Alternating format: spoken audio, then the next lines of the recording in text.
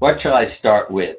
I think that, what I feel most of all, I see more and more books being written, like one sitting right next to me now, How to Cope Better When You Have Cancer.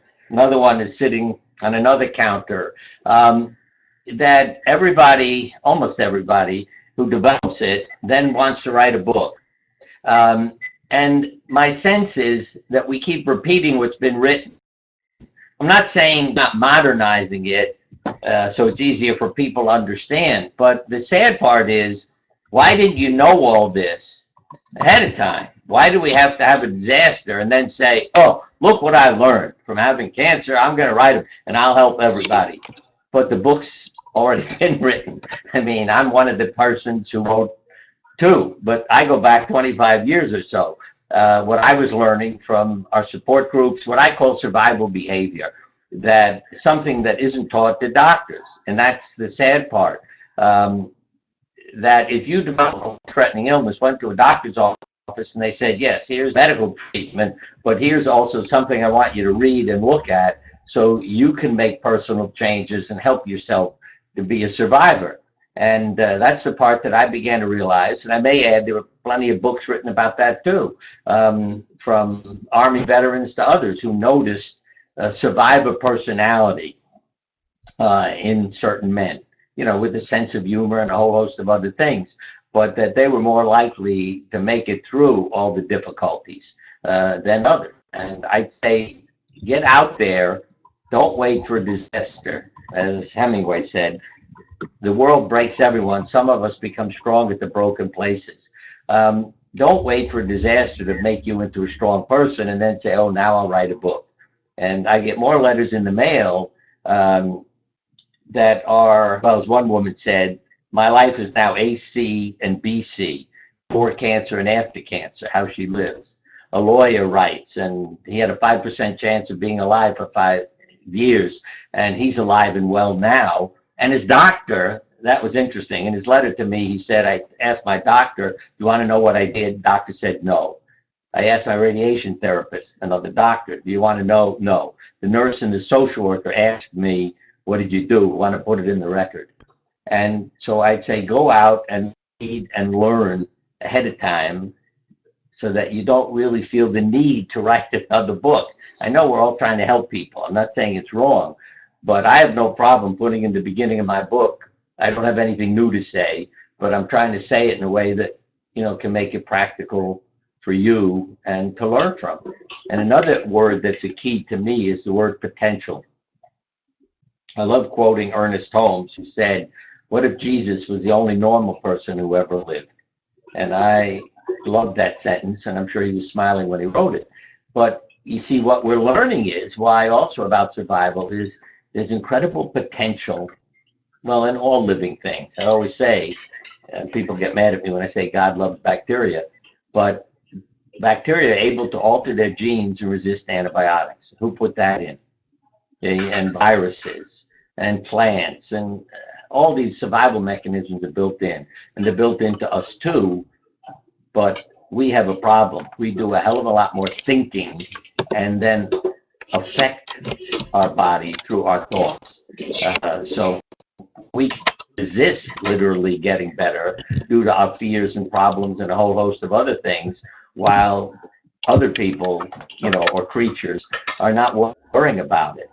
I mean, the children and the animals to me have always been good teachers because they are not worrying about next year and what are the statistics and what's going to happen to me. They're saying, how can I have a nice day? And we're getting up on Monday having more heart attacks, strokes, suicides, and illnesses. Maybe if you got up on Monday, hey, I hate this job. Yeah, I mean, I'm always into country western classic.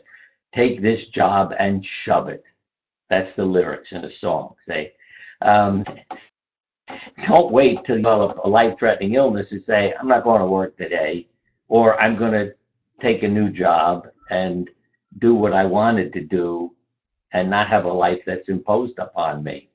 So, you have to put it all together. Pay attention to dreams, pay attention to your drawings, because the intuitive comes out in those symbols. and can give you wonderful and advice and direction. Again, country western, let your heart make up your mind. You're far more likely to stay healthy if you're letting your heart make up your mind than if you're thinking about how can I be a success and what's going to happen. But if you find happiness, you will feel successful. I can guarantee you that. So it isn't about accumulating things. It's about how does every day feel. I even said this to my wife this morning. I mean, we have 2 dogs, 4 cats, 5 children, and 8 grandchildren, you know, everybody out in the world. I'm doing interviews, writing books, and I said to her, what are we doing? You know, why don't we just, you know, move somewhere to Hawaii, to Cape Cod, to whatever, you know, and just sit down and relax and watch the ocean. And that's something we each have to think about. Um, I'm trying to think. Joseph Campbell said, "You engage and disengage." I loved his way of saying it. See, retirement is bad for your health. It's a poem by W.H. Auden. Lord knows how many years ago it was written. But a doctor examines a lonely woman, comes up to his wife and says, "Cancer's a funny thing. Childless women get it, and men, when they retire, it's as if there had to be an outlet for their foiled creative fire." So I agree with Campbell. Don't ever retire. Engage and disengage. Find things that interest you and keep going. And, you know, if you want to keep your job, that's fine. To quote an 80-year-old, I won't get into who it was, but he was found in the office on a Sunday, a wealthy man. And somebody said to him, "What are you doing here working on Sunday?" He said, "It's only work if there's someplace else you would rather be." So you don't have to work a day in your life if you enjoy people and your way of relating to them. Part of it is to find your passion. I mean, to not, as this lawyer I mentioned who was supposed to be dead and isn't. I mean, he looked at his life, but also, as he said, he had to look at his past. You know, all the things and people he resented and bitterness and, you know, back to most people's childhoods. You don't grow up with love. You grow up with rejection and indifference and you know, you're always looking for revenge and a whole host of things. But it's a choice that I make every day and that we each can make every day. You know, it's all very practical. It has to do with your attitude and what's going on in here. I mean, to quote someone working at the hospital, I wanted to give her a gift because she had such a wonderful effect on people. So I asked her her name. And she said, "Why do you want to know?" And I said, "Well, I want to make a gift with your name on it." And she said, "Sit down." So I sat down. And she said, "I've been here 2 years. I hated the job when I took it. I couldn't stand all the nurses and doctors. So I went to the office. I said, I quit. And they said, you can't quit. Your contract says you have to give 2 weeks notice." So she said, "Fine, you got 2 weeks notice." She said, "I got up every day miserable for 2 weeks. Last day I got up happy and I noticed something. Everybody around me was happy. So I didn't quit. I decided to come in happy." And that's 2 years later. Now, like somebody sent in a question, what are your tips on achieving happiness? How do I achieve happiness when I'm suffering from a disease? You deal with today, okay? Not next year. I mean, when one of our kids was 7 years old, I expected him to be dead in a year due to a bone tumor that showed up on an x-ray. When he said, "My leg hurt and I need an x-ray." You see, that's the intuitive. Why does a 7-year-old go to his father and say, "I need an x-ray"? He knows something's going on there. My assumption was he bruised his leg, but he said, "No, I don't want to take a hot bath. I want an x-ray." The x-ray shows a tumor. So what's going to happen? His leg is going to be cut off. He'll be dead in a year, etc. And I passed the word around to our family about what was likely to happen to him. He comes to me the next morning, and I always just picture this because it was such a precious moment. He said, "Dad, can I talk to you for a minute?" I said, "Yes, what is it?" "You're handling this poorly." Now that's a 7-year-old giving me advice. What did he basically tell me? "We want to go outside and play and have a nice day, and you want us to be depressed in our room." So, you know, what's my advice about happiness? Work at living today and enjoying the day. And you have to keep rehearsing and practicing. That's something I'm always saying. You're a performer. And when you study performers, I mean this literally, if you draw their blood while they're acting, if they're in a tragedy, immune function goes down, stress hormone levels go up. Put them in a comedy, immune function goes up, stress hormone levels go down. Okay? Laugh for no reason 4 or 5 times a day, you will live longer with cancer, study is done. Not only that, you feel better. I mean, I love laughing for no reason, and I find how hard it is to stop. I start laughing at myself for laughing because there's absolutely no reason, and I keep chuckling and feeling good. So whether you're taking a walk or just sitting in the living room, laugh. And as I say, the other is through relationships and connections. We live longer if you have a dog. And I mean this. There's probably a cat in the house too, but a study was done with dogs. But again, it's the connections and the relationships. Matter of fact, one study was even done in nursing home with plants. And one side of the hall, they were told, this plant is your responsibility. Take care of it, water it, sunshine, etc. Other side of the hall, we're decorating your room. The people who were given responsibility lived several years longer than those who were told we're decorating your room. So find relationships and connections. To me, that's where happiness is. And doing things for others. And not judging others, but choosing to love. I mean, I have been sharing several stories that I had read, just the choices people make. You know, your children are murdered. Can you imagine having 2 sons murdered and walking into the courtroom and saying to the judge, I want to take him home, the murderer home. What's the point of executing him? It's not going to return my sons. Let him come home with me. And this was a minister who took that young man and walked out of the courtroom with him. Everybody was so stunned, they didn't know what to do. You know, to be able to do that and to not resent, to have a suicidal teenager say, when I said to him, instead of committing suicide, why don't we kill your parents?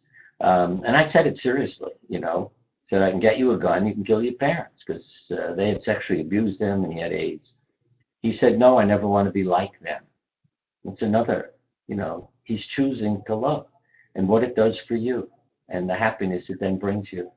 So I'd say go out in the world, find somebody and do something for them and watch how good you feel. Because when you give love, you benefit as well as the recipient benefits. Whenever you have pain, ask, how would I describe this pain to someone else? I didn't say what diagnosis is.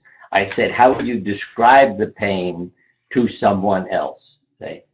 And when you come up with a word like pressure or knife or whatever, I would say to you, all right, what's causing pressure in your life? Who's sticking a knife in your back or what is? So that you then eliminate things from your life that are contributing to your pain. And believe me, it can make an enormous difference. See, the other is if you're doing what you love. I injured my back. I could barely stand up, but I could operate for 6 hours with no problem. I could paint a portrait for hours with no problem standing. Now, it never occurred to me, okay, until I realized, well, as soon as I finished those things, I was on the floor in pain. But when I'm creating, doing what I love, caring for others, I had no pain. So look at what you're doing with your life, how you would define the pain and what contributes to it. See, I cured one woman who was about to be admitted to the hospital with severe migraine for a week.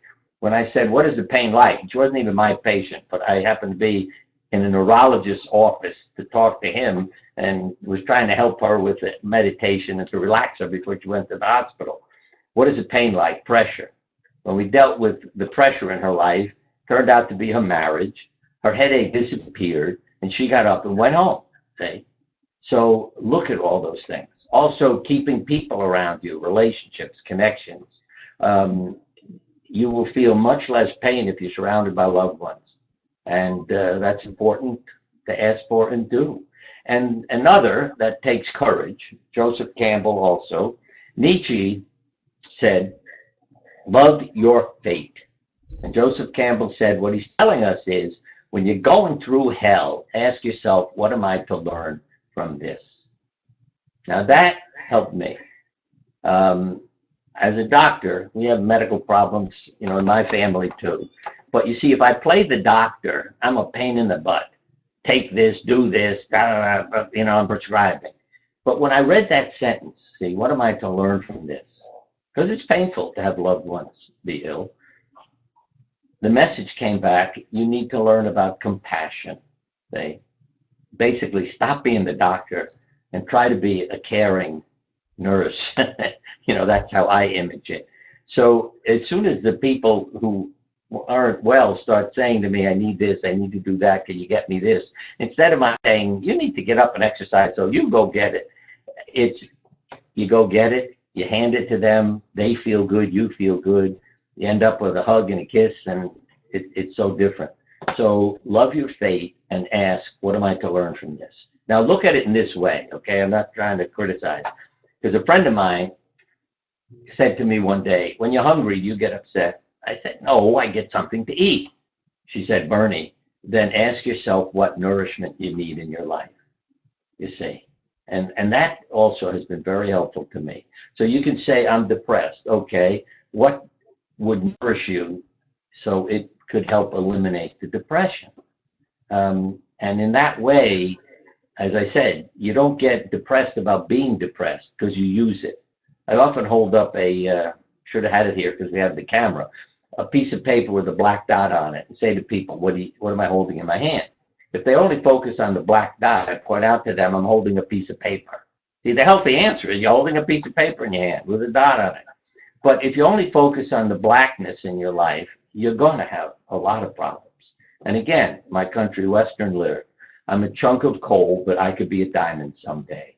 So if you use the pressure, you can convert the charcoal into a diamond. And I mean that literally. And there are people, when you say, how will you describe what you're going through? Gift, wake-up call, blessing, new beginning. And they're dealing with life-threatening illnesses. But again, my comment is don't wait for that to start changing. And don't get mad at yourself, because that's the other thing. Say, the guilt, shame, and blame. If I have pain and I don't get better, if I don't get over my cancer, did I do it wrong? I didn't love enough. This is about, again, potential. What am I capable of? Do I want to take some responsibility? Do I want to participate? I may mention side books that I've written. One, the Biology of Belief by Bruce Lipton, talking about how genes don't make decisions. See, they get a signal. That's what turns them on and off. And the other, The Energy Cure by William Bengston. He has cured people and mice. And to me, mice is more significant because they don't know him and believe in him. By putting his hands basically around their cage after they've been injected with cancer and should be dead in a month, and they're walking around fine a month later, while the control group is all dead. And I have been healed of injuries by healers too, who's incredibly, the heat from their hands were unbelievable. And in 5 minutes, I got up and walked away free of an injury.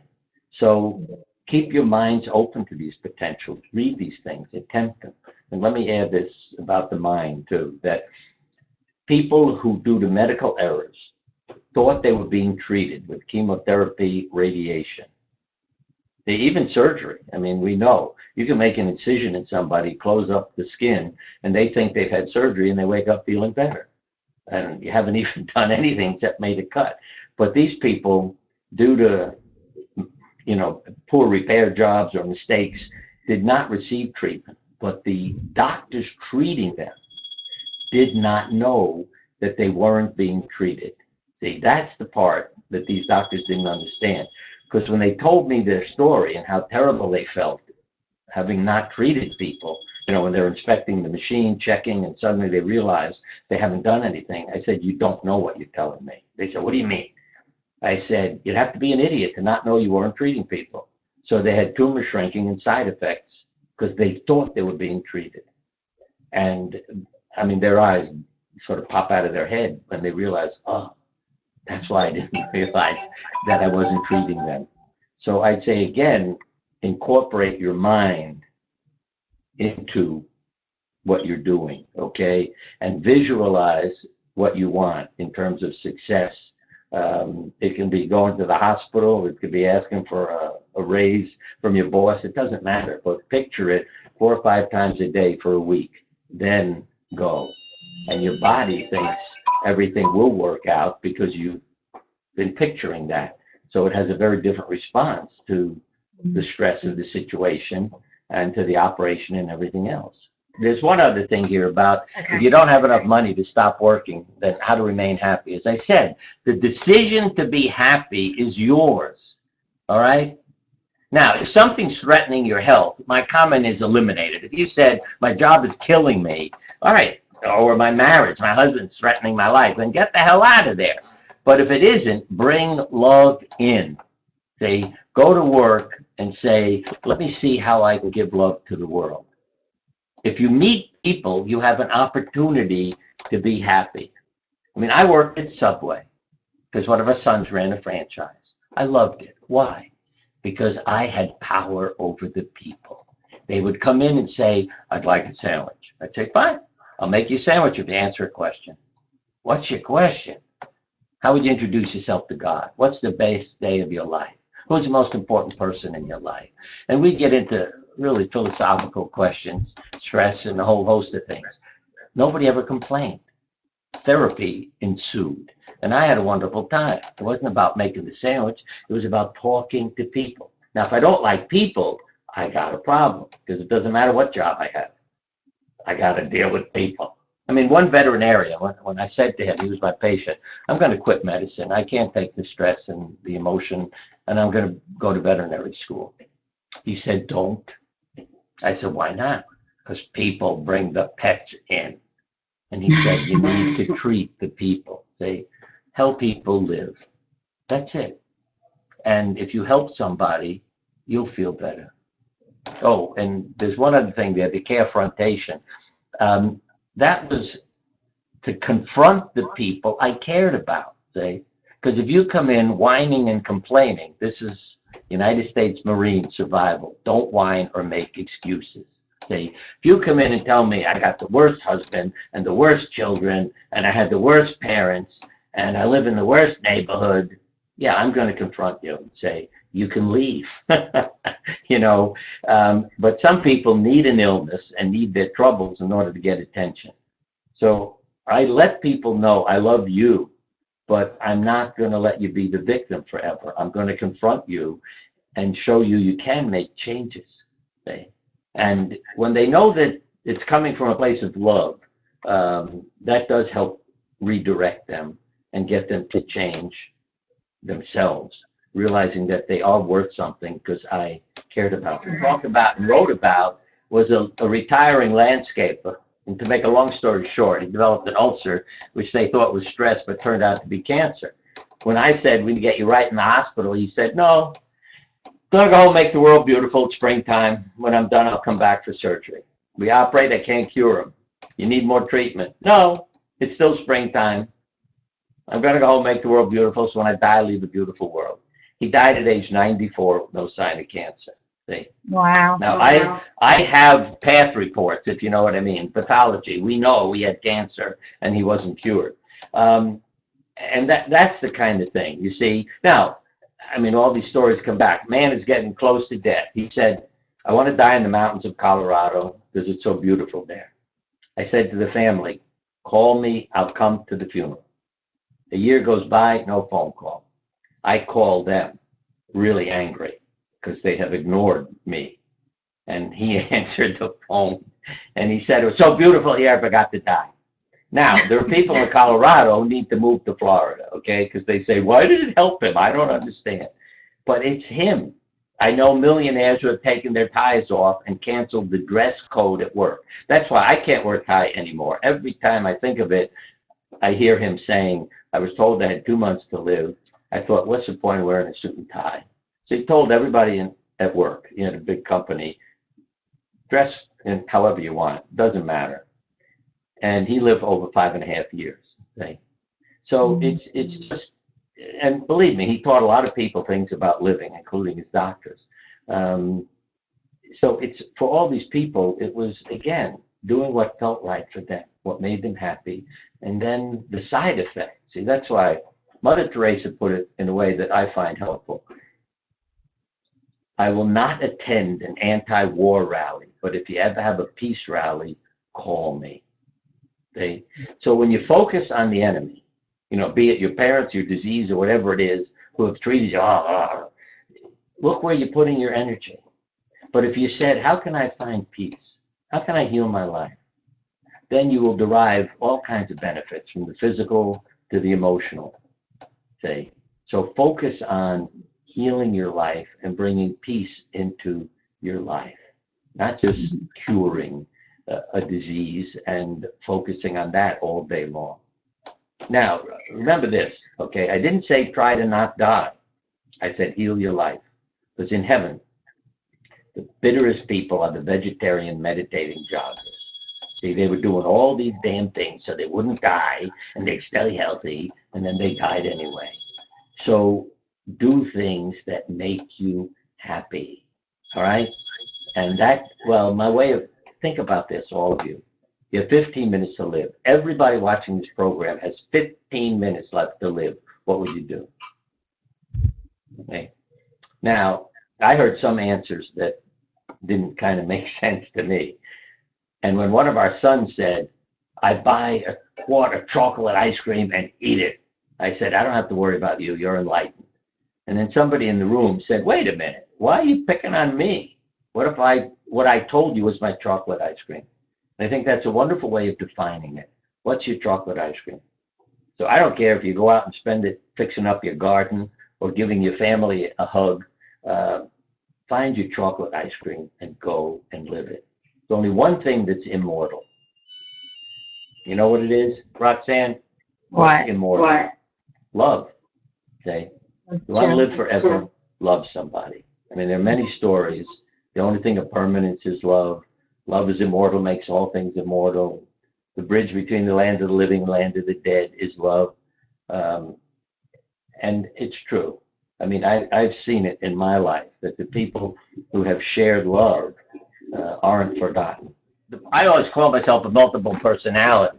So there's a part of me in the caregiving role that still keeps the child in me alive, okay? And says things and does things that, are totally inappropriate, but get people to laugh. And I always say, if you bring some love and laughter to somebody, they're never going to say to you, you didn't cure my illness. If you made them feel good for 5 minutes, they thank you for it. And I think as a caregiver, to stop feeling responsible, as I was saying, as the doctor, for fixing everybody, making them well, it's part of the frustration as a surgeon. I love people, and then I couldn't cure them. And that's something, too, that the only way to know why we have a world like this is to be God for a day, see? And the reason for being God is so you'd understand why. Perfection is not creation. It's a magic trick. I mean, I talked to God, so that's what he told me, or she. There's no sex involved. But creation, see, is an active event. So if it were perfect, we'd all be bored. There would be no books, no news, no newspapers. We'd all be sitting around saying, what a nice day again. What are we supposed to do today? And if everybody loved you, and I always say in heaven, the traffic is incredible. Because every time you pull up to a street corner, everybody yells, you go first, I love you, you go first. And all the cars are backed up for miles because everybody's yelling, you go, you go. Here, if somebody says, go ahead, you say, oh, what a nice person, thank you. And you feel better that day. So, how do I help? Who do I help? When do I help? You help the person in front of you now by doing what they need.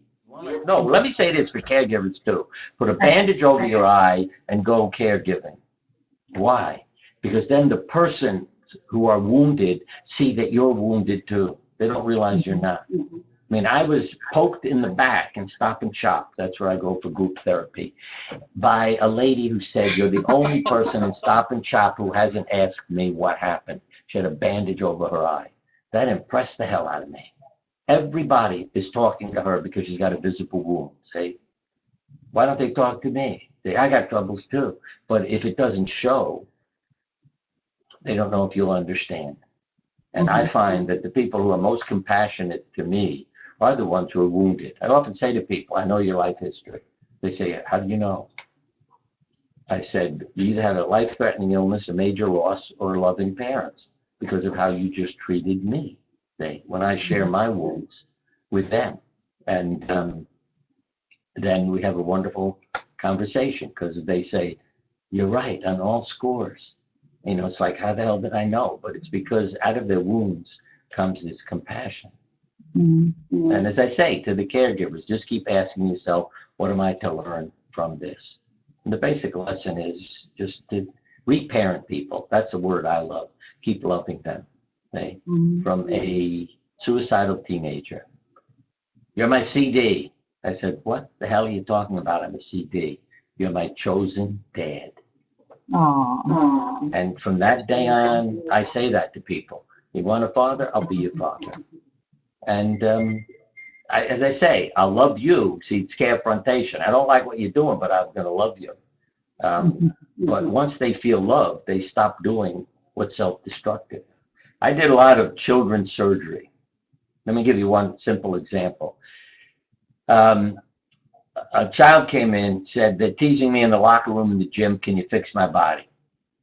I said, draw a picture of yourself in the operating room. And you give the child a full box of crayons, every color. He only used the black crayon and drew what looked like an insect on the operating table. That I can hold up in front of his parents and say, look, we can operate on him once a month, but he's never going to feel good about himself. He needs to feel loved. And that's the key. Harvard students were asked, did your parents love you? No. 35 years later, 98% had suffered a major illness. Your parents loved you? Yes. 24% had suffered a major illness in the ensuing years.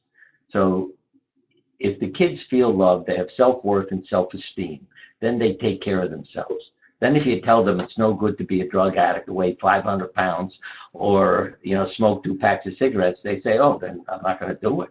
I love myself. But if not, if they don't love themselves, then addictions are a way of, hey, I never had anything, let me give myself something. And that's why I found, as I say, reparenting people made a difference. They start loving themselves and caring for themselves. But to me, that's the significant factor. And let the kids know. See, the opposite of love is indifference.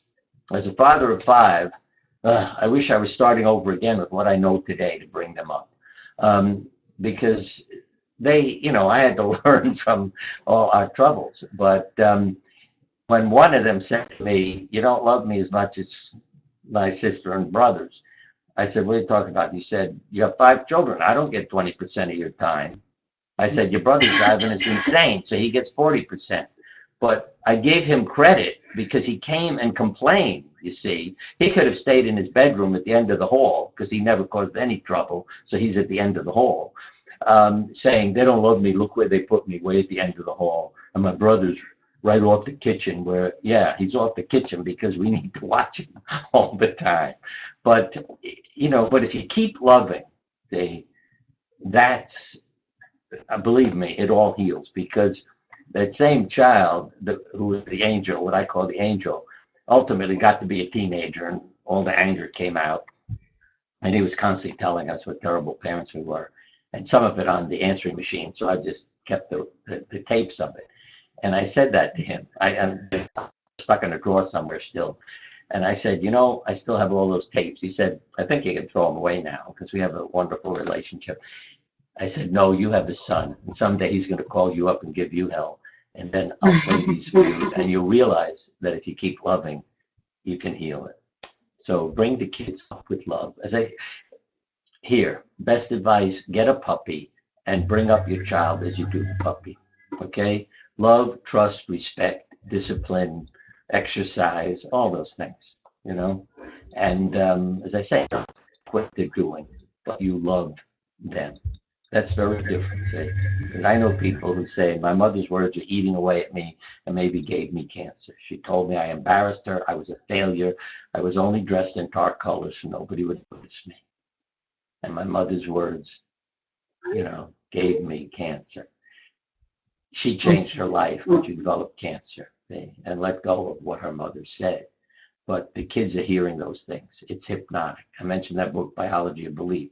Up to the age of 6, it points out that your brainwave pattern is similar to that of somebody under hypnosis. So if you hear those first years of your life, that's hypnotic, and it's a part of you, and it's hard to get rid of those messages. Yeah, and I know, and the body memories too. To quote Alice Miller, our childhood is stored up in our bodies, and although we can repress it, we can never alter it. Their feelings can be manipulated, our body tricked with medication, but someday the body will present its bill, for it is as incorruptible as a child, and it will not stop tormenting us until we stop evading the truth. So bring it out. Believe me. Somebody said you're truly an inspiration. What you see in others resides in you. If the whole world is filled with miserable people, you got a problem. If the world is filled with lovely people, you're lovely. So I look for people who think I'm an inspiration because they show up for practice. See? So if I coach them, things will happen. And the other is, how can I cope with my disease better? I'd say you rehearse and practice. But yes, when you say other techniques, definitely meditation, the laughter, support groups, and I mean support groups, not miserable complaining groups where I got the worst disease and the worst spouse and the worst job, but people who are empowered to change. So I'd say look into, and integrative therapy, nutrition, supplements. I do all these things with my family, acupuncture, massage, because if it works, I believe in it. If you understand, I don't base my life on what do I believe. I experience things. If they work, I believe, even if I can't explain it. And that's part of what a lot of doctors have a problem. I can't accept that. I say, you mean you can't understand why it happened? Don't say you can't accept it because it really happened. So keep your mind open and explore.